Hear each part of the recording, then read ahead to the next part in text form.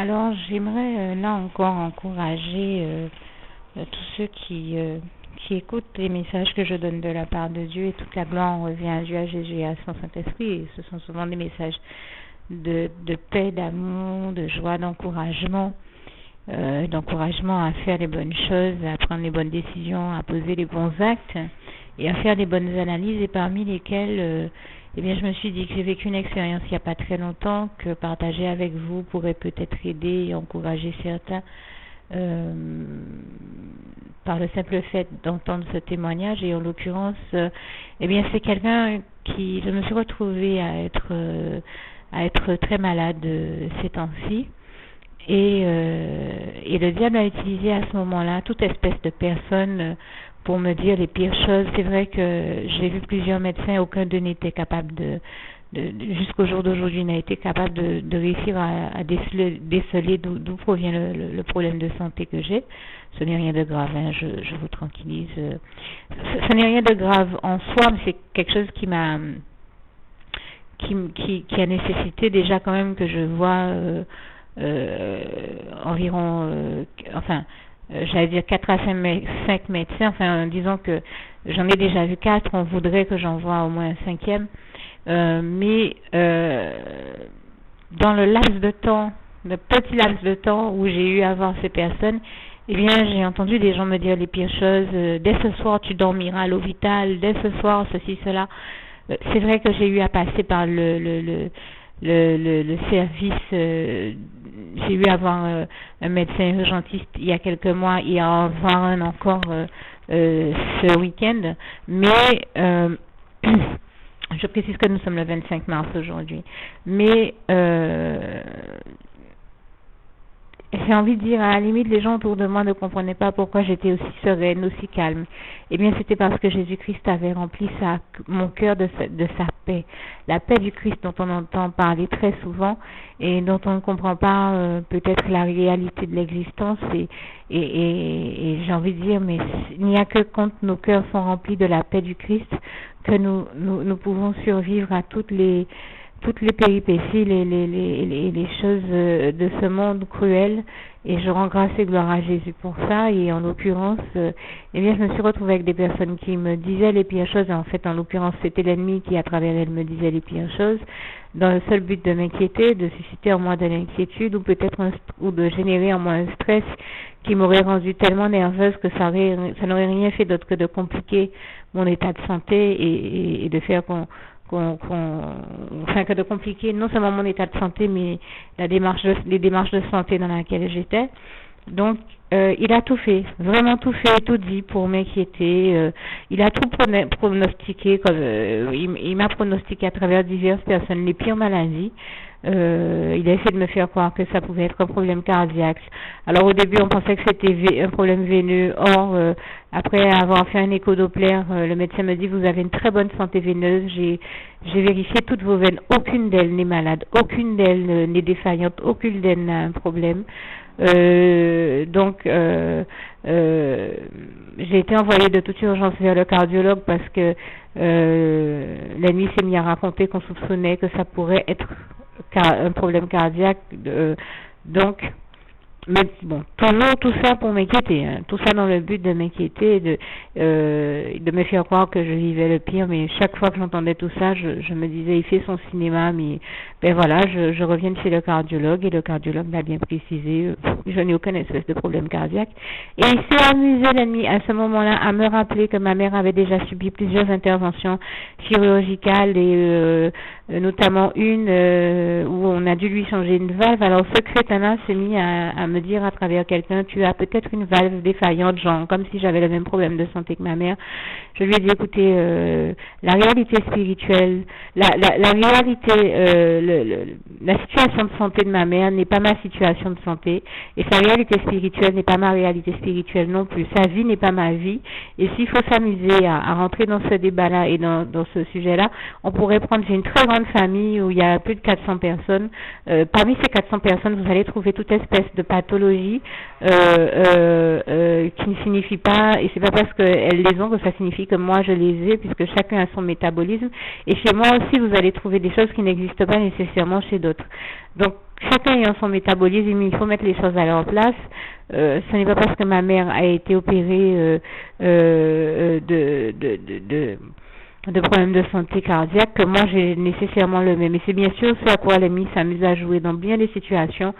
C'est à ça nous inquiéter avec ses mensonges, mais nous savons qu'il n'y a aucune vérité en lui, qu'il est le père du mensonge et qu'il ne se tient donc point dans la vérité comme il est écrit en Jean 8 verset 41 à 47. Donc je vous invite vraiment à ne surtout pas croire l'ennemi et ne surtout pas le laisser vous voler la paix du Christ que Jésus lui-même a placé dans vos cœurs, et toute la gloire lui en revient. Et j'en fais pour preuve que quand il a vu qu'il a tout essayé de me raconter en me donnant de faux diagnostics, et déjà je précise que le cardiologue m'a dit ce matin que je n'ai aucun espèce de problème cardiaque, que tout va bien, et que mes valves fonctionnent très bien. Donc je n'ai pas de problème, le problème de valve comme ma mère a, je n'ai pas ce problème-là. Le cardiologue lui-même m'a dit le cas de votre mère n'a vraiment rien à voir avec votre cas. Je n'ai rien décelé chez vous, le problème n'est pas cardiaque non plus. Alors bien sûr, au moment où je parle, on ne sait toujours pas où est l'origine du problème de santé que j'ai, après que j'ai déjà quand même vu 4 médecins, c'est vous dire, ça démontre encore comment c'est vraiment Jésus-Christ, le meilleur des médecins qui soit, et je le dis là encore, toute la gloire en revient à Dieu, à Jésus, à son Saint-Esprit. Maintenant, dans mon cas, il était quand même nécessaire, par principe, qu'on vérifie qu'il y ait pour lever tout doute, et éviter, parce que j'ai envie de dire dans mon cas, certaines personnes, je vais préciser, disons que ça pouvait susciter des inquiétudes chez mes frères et sœurs en Christ qui m'aiment, mais j'ai envie de dire uniquement chez mes frères et sœurs en Christ, ceux qui m'aiment réellement. Mais le diable s'est amusé à essayer de susciter des inquiétudes. Et quand il a vu que moi je ne rentrais pas dans ce système d'inquiétude, au point qu'un frère en Christ me dit mais vraiment je salue la sérénité de laquelle tu fais preuve, parce que je vois que tu es pourtant malade et dans quelque chose de lourd et de douloureux. Moi je ne sais pas si j'aurais eu le courage d'être aussi sereine dans ta situation. Et je le lui ai dit, toute la gloire revient à Dieu, à Jésus, à son Saint-Esprit. À Dieu qui a étendu la main sur moi afin de me donner la force de supporter cette épreuve, parce que, et lui, mon frère, n'arrêtait pas de me dire que c'est une épreuve qui n'est pas facile et à laquelle il sait pas s'il aurait pu faire face aussi sereinement que j'y fais face. Mais comme je lui ai dit, il ne faut pas perdre de vue le psaume 29, verset 11. C'est l'Éternel qui donne la force à son peuple, qui le bénit et qui le rend heureux. Et je rends grâce à l'Éternel, notre merveilleux Dieu d'amour, pour ça et pour m'avoir béni de la sorte et m'en avoir donné la force. Et je le dis là encore, toute la gloire lui revient. Et l'ennemi, voyant qu'il n'est jamais parvenu à m'amener à l'inquiétude, a cruisé à travers quelqu'un qui m'a sorti. Mais c'est quand même pas possible que malgré tout ce qui se soit passé, tu ne te sois jamais inquiété. C'est quand même pas possible ça, qu'on ne s'inquiète pas. Et alors j'ai regardé la personne et je lui ai rappelé que, eh bien, il est écrit en Isaïe 41 verset 10 à 13 que Dieu nous invite à ne surtout pas nous inquiéter. C'est bien Dieu qui nous dit ne t'inquiète de rien, je suis avec toi, ne promène pas des regards inquiets. Donc je n'avais pas à m'inquiéter. Et il était normal que je ne m'inquiète pas. Et bien sûr, le diable, sachant tout l'armada de mensonges qu'il a déployé, de coups bas, et sachant qu'il est de toute manière l'auteur de cette attaque de santé, puisque je n'ai pas encore 40 ans, mais en presque 40 ans de vie, c'est un problème de santé que je n'ai jamais eu, donc on ne comprend pas qu'il survienne subitement dans ma vie, et c'est pour ça qu'on me fait autant d'analyses. Et on en comprend jusqu'aujourd'hui, alors qu'il y a déjà plusieurs mois que ça a commencé, maintenant bien presque non, toujours pas l'origine, on n'a toujours pas pu détecter d'où il provient et qu'est-ce qui a causé ce problème-là. Et pire, on a découvert hier que le problème n'est pas d'origine veineuse, alors que pendant presque non, donc maintenant on m'a donné plusieurs médicaments qui sont des vénotoniques et des médicaments qui servent à traiter les problèmes veineux. Ça veut dire que pendant presque un an, on m'a fait ingurgiter des médicaments qui n'étaient pas les bons pour moi. Je ne sais pas si vous vous rendez compte de là encore ce que ça représente comme absurdité. Et vraiment, je rends grâce et gloire à Dieu qui me donne la force de vivre ces épreuves-là et de les supporter sereinement. Et puis bon, je dis tout ça, mais je n'en veux à personne parce que peut-être même que parmi ceux que j'ai eu en face de moi, il y en avait qui étaient de mauvaise foi, mais il y en avait peut-être aussi qui étaient de bonne volonté et qui pensaient peut-être réellement que le problème était veineux et qu'on me prescrivant des solutions veineuses, c'était peut-être la bonne chose à faire. Seulement, il se trouve hier qu'après l'écho Doppler, on s'est bien rendu compte que j'ai une très bonne santé à ce niveau-là. Donc, le problème n'est pas du tout à ce niveau-là. En tout cas, le sens de mon propos, donc je veux dire que je n'en veux à personne. Dans mon propos, je n'en veux à personne. Je dénonce tout simplement la pratique ténébreuse qui est de donner, et donc qui vient du malin des ténèbres et de ses serviteurs, qui est de donner des traitements à des personnes qu'on sait parfois très bien ne pas être de bons traitements, et on le leur donne quand même, ce qui peut générer chez eux d'ailleurs d'autres maladies et d'autres pathologies que ces personnes-là n'avaient même pas à la base. C'est quand même terrible et c'est quand même ténébreux. Et c'est ça que je dénonce. Et je dis de toute manière à tous ceux qui vivent une telle injustice comme c'est mon cas, de faire confiance à l'Éternel, notre merveilleux Dieu d'amour, qui est le seul Dieu juste. Dieu est un juste juge, comme il est écrit dans le psaume 7, verset 9 à 18. Et heureux tous ceux qui espèrent en l'Éternel, notre merveilleux Dieu d'amour, car il nous rendra toujours justice, parce que Dieu est un Dieu juste, comme Ésaïe 30, verset 18.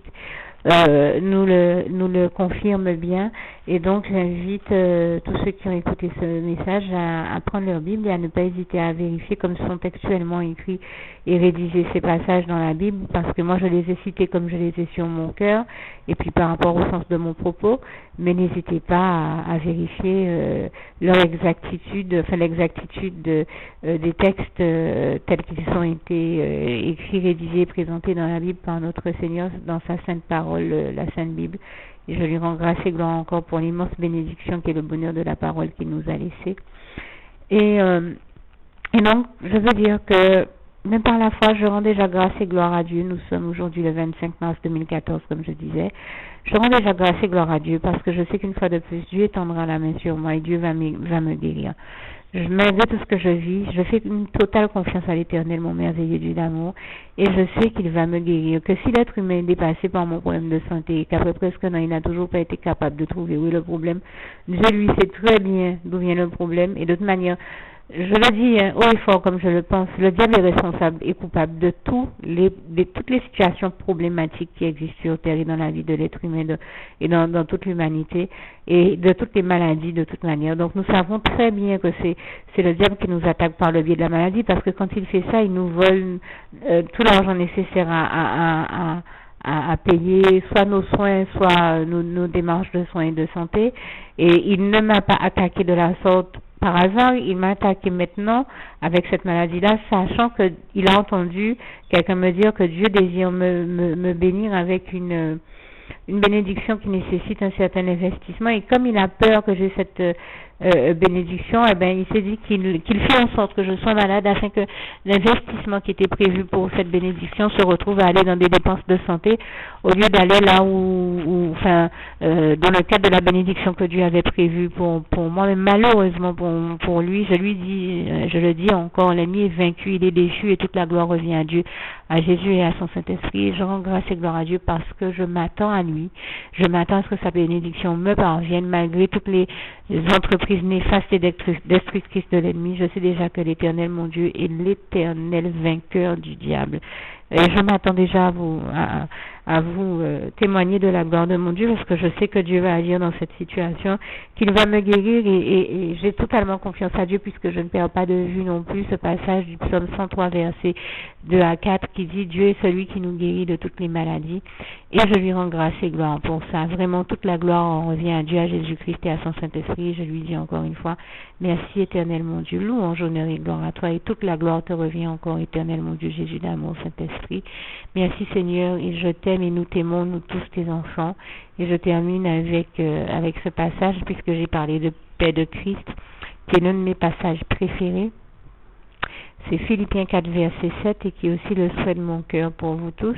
Et d'ailleurs, je précise au passage pour tous ceux que ce témoignage a pu toucher ou encourager et qui n'ont pas encore fait la prière à travers laquelle on accepte le Seigneur Jésus et où on se met en sécurité de de ce monde cruel dans les bras d'amour de Jésus, que je vais la rajouter à la fin de ce témoignage. Donc n'hésitez pas, tous ceux et celles qui se sentent concernés, qui n'avaient jamais encore fait cette prière, à la faire, à la dire à haute voix, à vous mettre bien entendu dans un lieu où vous allez pouvoir parler à Dieu sans être dérangé par le bruit ambiant ou tout ce qui peut se passer autour de vous, un lieu où vous pouvez être dans votre intimité avec le Seigneur, seul avec le Seigneur dans votre intimité, donc je veux dire, et une fois que vous aurez dit cette prière, quand Dieu vous mettra à cœur de le faire, de partager cette prière avec tous ceux avec qui il vous mettra à cœur de le partager. Et donc je termine, comme je disais, avec Philippiens 4, verset 7, que la paix de Dieu qui surpasse toute intelligence garde vos cœurs et vos pensées en Jésus-Christ, que Dieu vous garde et vous bénisse, à bientôt.